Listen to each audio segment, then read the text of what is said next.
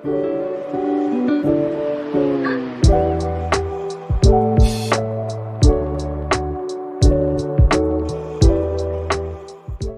day everyone, I'm Rusty James Aprente and I'm a grade 11 student Strand TVL.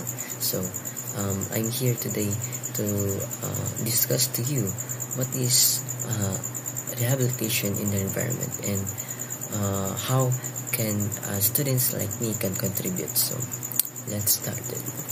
So first to you is have you ever known the definition of environmental rehabilitation? So let me define it. It is about bringing life back to the ecosystems that have been damaged or harmed by human activity. It is about natural disasters or other factors. And also, it is a process of restoring a balance, improving biodiversity, and making sure that natural resources are healthy again.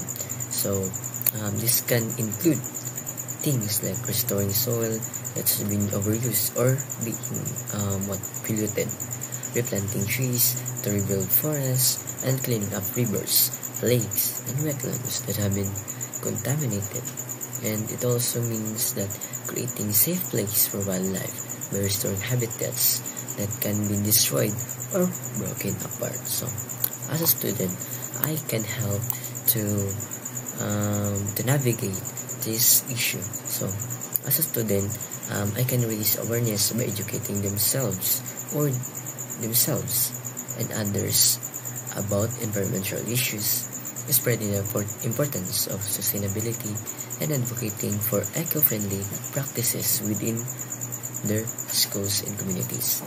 So as a student also, I can take a part in the local projects like organizing tree planting events and participating in a clean-up drives or promoting recycle waste, like reducing reduction programs by choosing sustainability habits in their lives. So